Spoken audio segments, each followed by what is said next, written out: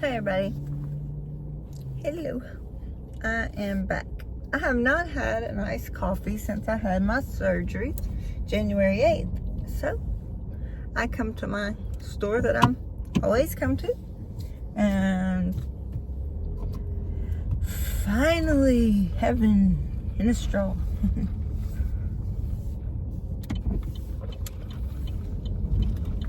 Okay, so with my short-term memory loss, I'm gonna assume that I'm gonna pick back up on, I think we were talking about borderline being the worst because of the personality disorders, just because they will take it too far to the extreme. I kind of put borderline personality disorder like this: I love you, I hate you, please don't leave me, because it is a merry-go-round from hell. You will never get off that merry-go-round unless you stop. You have to stop. You can't give them any fuel.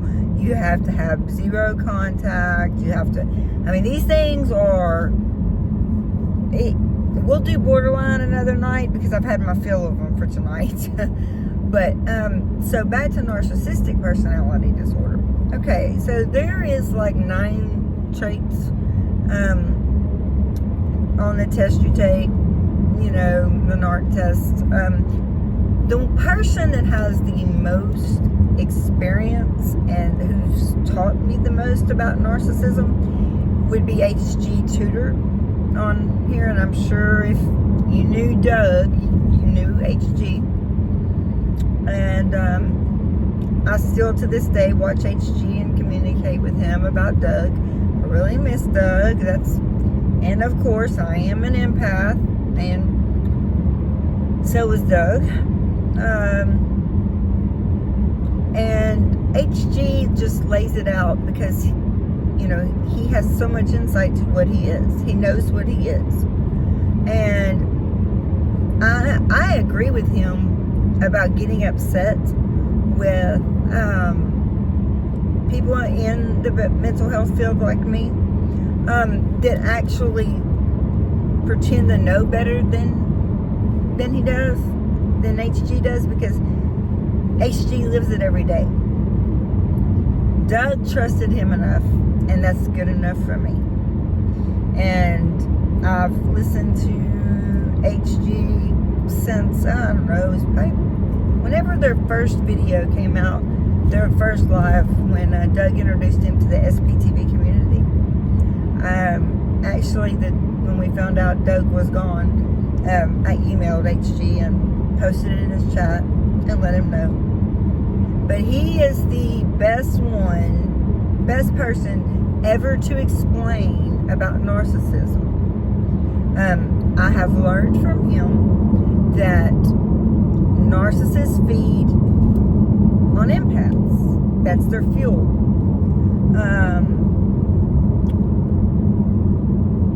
You've got to not give them any fuel, which is very hard.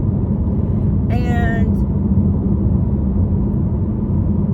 the other thing about narcissism is they want, it's, I kind of picture them like a succubus, if that makes any sense at all. In my head, that's how I picture them, because they suck the life out of you and then leave you and go on to the next. Some people have been able to recognize the symptoms and follow HG Tutor's advice. Zero contact. That is the only way. Zero. Don't answer that text after 6 months. Don't answer the phone call after a year. Zero contact is zero contact, because I'll tell you why. Narcissistic people do not change. Never will. There's no medication they can take. There's therapy, but all that does is teach them how to be better narcissists. They just learn from other people, and it also kind of helps them know how to act in certain situations in our day-to-day lives, because the more they can fit in, the closer they can get to doing what they need to do, and which is snag their fuel source.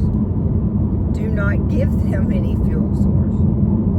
The worst thing you can do to a narcissist is ignore him or her. That is the worst, because they have to have fuel to survive. And their fuel is belittling other people, whatever it takes to make someone else feel bad, to make them feel good. There's 9 things on the checkoff list for narcissism. I know grandiose thinking. They are envious of anyone they believe is over them. Looks, they're very conceited with their looks. Everything has to be perfect. They have to be the head of everything. They have to be the top of everything. That's why most people in the business world, if they've gotten to the top, they're a narcissist. It's just that simple. Every single president of the United States we've had has been a narcissist, or he wouldn't have been in that position. But what you have to be careful of, especially as an empath, which is what I am, you always think you can fix them. And that's just the way it is. Empaths believe they're put here to change people's lives, which we are, but not necessarily the ones that cannot change. And when I say cannot change, I truly mean that. They cannot change. Narcissistic people, especially with the personality disorder, they cannot change. It is from, some think it's genetics, some think it's like the helicopter parent. I actually like to watch Gabor Mate, and it's Gabormate, or Gabor Mate, but he's so right about explaining the mind and the body work together as one. Why do we treat them separate? The mind controls our body helps our mind, but yet we see a doctor for our head and a doctor for our physical. Okay, well, mental and physical both go together. And if, that's where I think the world needs to catch up to. At my facility, we have nurse practitioners, and physicians that come in. They treat the mental health and the physical health as one. And Gabor Mate, he's on YouTube, and my therapist actually sent me to him to do, like, for my homework for the week, a while back. She wanted me to watch 2 of his videos and let her know what I thought about it in my little journaling book. And I got so addicted to him that I watched everything I could find on him, TED Talk, everything I could find on him, because he really brings it home about taking care of yourself before you can take care of others, and the caretaker burnout, employee burnout, but he goes back further than that. He goes back to the very beginning of when you were born, and that decides at that moment everything that happens to you for the rest of your life. He's got some really great insight. You might not agree with everything he says, but if you give him a chance just to listen to him, it's worth it.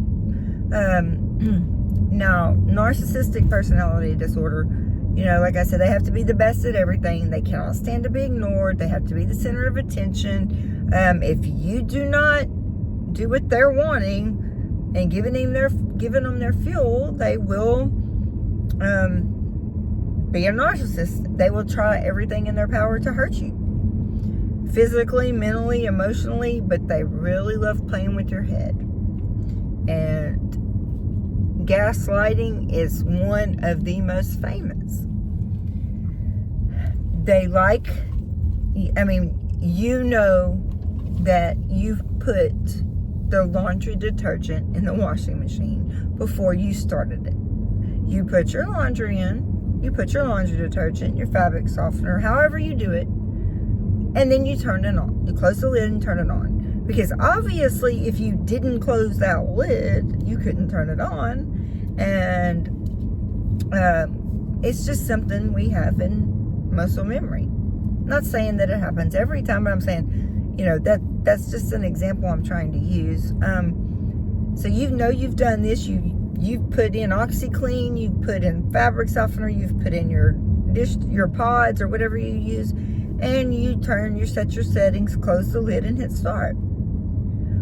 And when those clothes are done washing, the narcissistic person will go in there and tell you you did not put any laundry detergent in there, that those clothes need to be redone. They stink, they smell, that you did it totally wrong. You ruined his clothes. You need to go back in there and figure out what you did wrong, and you need to add soap this time. And I mean, it just goes on and on till you actually are sitting there thinking, what if I did forget? That is called gaslighting. Making yourself question your own sanity. I have quite a few people that know I have seizures and know I have no short-term memory. I write everything down, from a photograph of memory to no memory. Not too good, but I'm here for a reason. I'm still here and my brain does work. I just have to write it down or put a note in my phone, just to remember something, because I know in 5 minutes I'm not going to remember it. Now, things that my brain has muscle memory for, getting up, making a cup of coffee, knowing what kind of coffee I like, knowing how long it takes, all that is just because I do it every day. It's a routine. But, someone telling me the name of something and then I don't write it down, I know it's over. It never even pierces that brain. But when I wash clothes, and I know that I do it, I'm saying, when you put laundry detergent in there, it's just not something that you would forget too often. But they will make you stand there and believe, and you will be apologizing for it, and never, ever, ever hear, you were right, I was wrong. If you ever hear that from a narcissist, I want to hear from you. Because if they say that, they've got ulterior motives, because they do not know how to feel.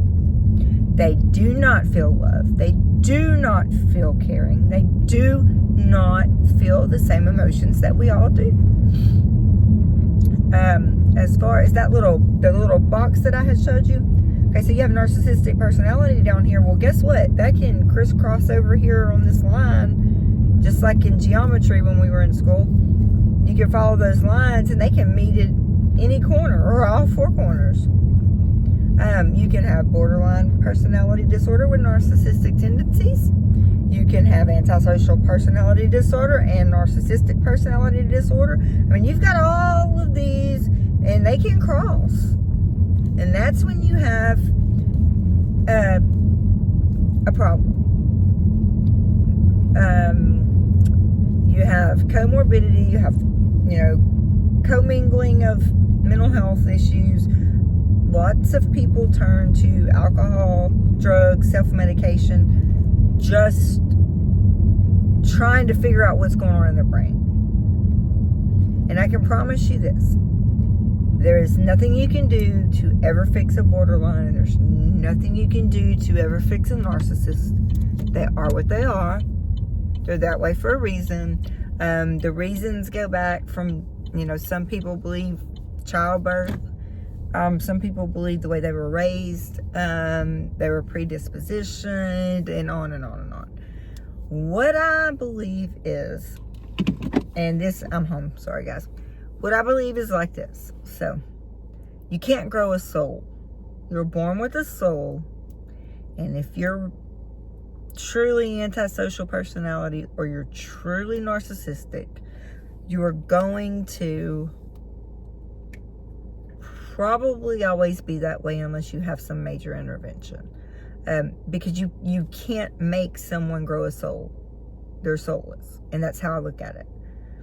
I've dealt with them all at my facility. And like I said, borderline is the worst because they're the most dangerous. They will push it the farthest and end up hurting themselves or worse. So, there's so many things. Then I will go ahead real quick and tell you the 9 steps of, the 9 things for narcissistic personality disorder. Let's see. Let's get back here before mine comes out and gets all over me. Okay, so here's some symptoms. Sense of self-importance, preoccupation with power, beauty, or success, entitled, can only be around people who are important or special, interpersonally exploitative for their own gain, arrogant, lack of empathy, and they must be admired. They are God. How do they treat their partners? They began to criticize at first it's just love bombing, but then over time they may be critical, gaslight you all the time. They need constant feedback, and which is the fuel for their superiority. You don't want to give them that. You want to run, get as far away as you can, and 0 contact. 0. No ifs, ands, or buts. 0. Because you can't fix them. And you just have to set boundaries, and that's another conversation. But I can give you a couple phrases to confront and disarm a narcissist, but I don't believe this. I'm on your side. I need you to stop. I need you not to yell. I'm comfortable with how you're speaking to me. Please stop interrupting me. I need you to listen. No, you're giving them fuel. I don't agree with any of this. Some people do, some people don't. How to make a narcissist miserable. You can't. They feel no misery. They do not feel feelings. Ignore them is going to piss them off, and that gives them the fuel to get even madder, and someone can get hurt. Act indifferent towards them. Yep, pretty much going to see some negative stuff come from that. Tell them how happy you are. Speak in facts and not emotions.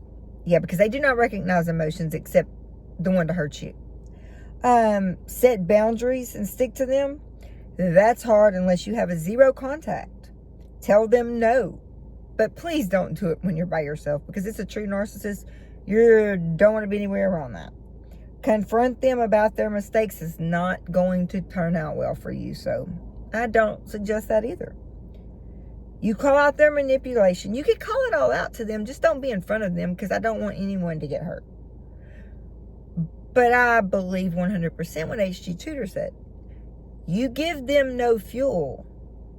They have to have fuel to live. Their fuel is your misery. So, 0 contact. Leave. Go. No excuses. You absolutely cannot have any excuse. You have to go. And you do not answer that one call. You do not answer that one beat at the door. You get as far away as you can. And that is for your own safety.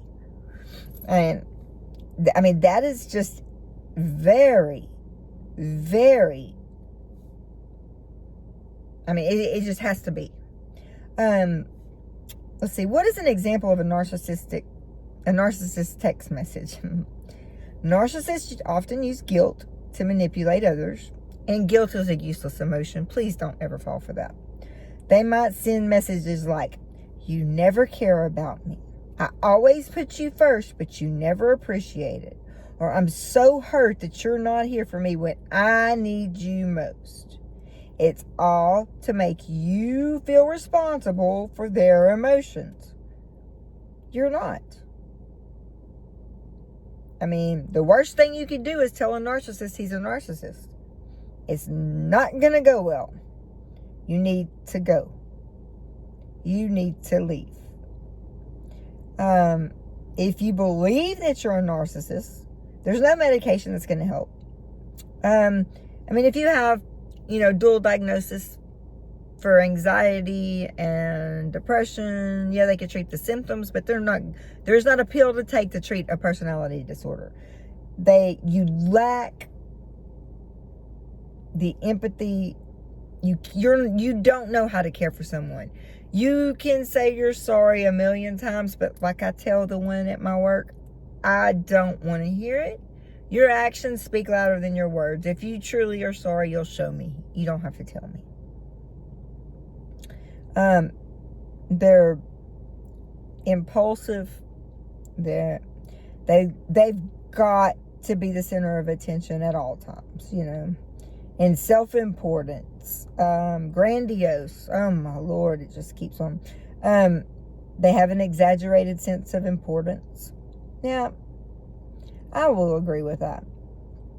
And I'm not going to break down here the 3 types of narcissists, because I think H.G. Tudor has pretty much called that into that's a false truth.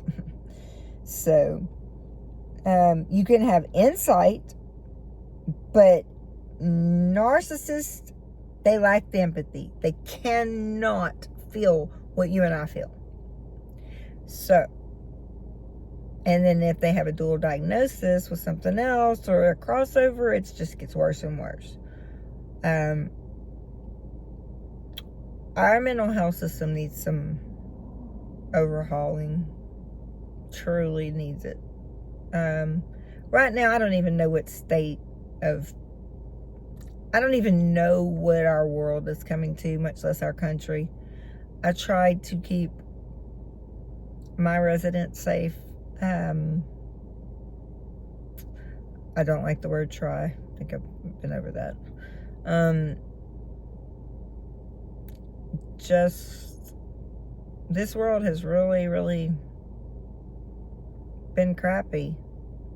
And to make it worse, so has our community at SPTV. Just one person hurting another after another. It doesn't have to be that way. And I think that makes me more sad than anything, because I have enough crap going on in my own life and my own real family.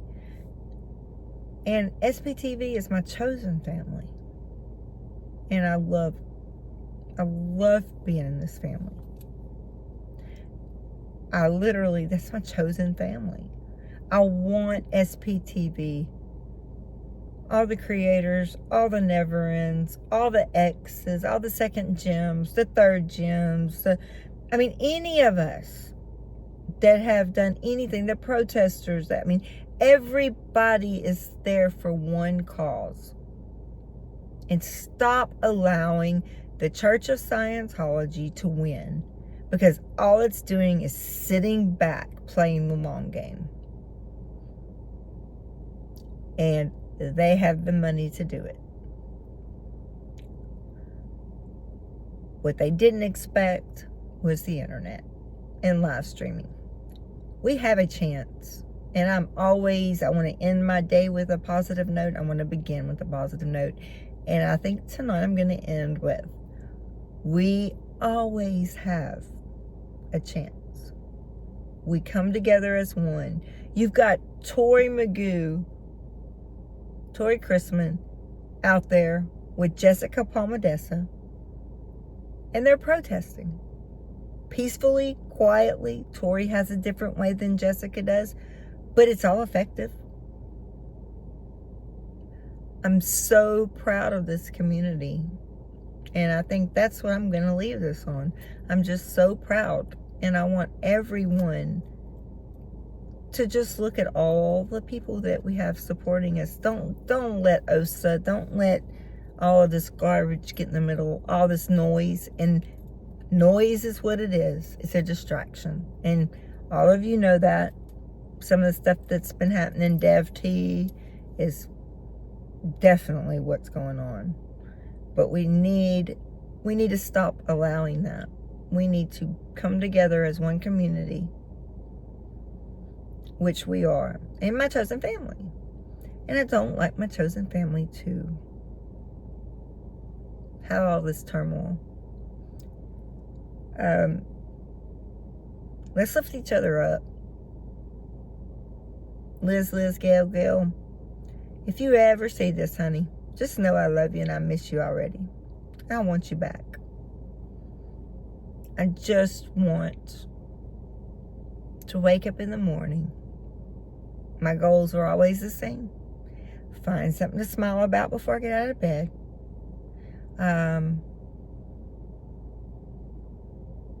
Do something to improve the life of someone else, even if it's just a smile. And do something that will help others and help myself. And I believe taking care of myself, I've done that daily now. And I do something to improve the life of someone every day. I don't care if it's improving the life of my dog or improving the life of my partner laying in there that he is probably not happy with me. But just, I want to improve the life of one person every day. Basically, that's my goal. And to find something to smile about before I get out of bed. Because that just sets for a great day. Oh, Mom, 10:48. I have to be back at work early in the morning to do med boxes because I only put enough in there for tonight in the morning. So my lazy butt has to get up. I love all of you. Thanks for listening. It's just my car talk. My therapist had me start doing this. And because I never have anyone to talk to, I'm always just my dogs. And being at home for almost 4 months now, it's been pretty tough. So, and I can't hold the phone up to my ear yet. You know, put it on speakerphone, everybody in the house can hear. Earbuds, I mean, I've tried it all. I really enjoyed this time, though. She was right about this. She said, you might not like it at first, but what you will do is you'll get to bring up some subjects that you probably haven't thought about in a long time. And then we can have a session if you have any questions about that. And I'm sure we're going to get into deeper things and other things. But I told her I wanted to focus on, you know, the field I worked in, which is mental health. And there's just so much. The need is so real and so big. And the resources are so few. But that's a battle for every day. I love you all and thank you so much. I'm going to go in and get me something to eat now and drink my iced coffee and go to bed and get up and do this again. So y'all have a great night. Bye y'all. I love you.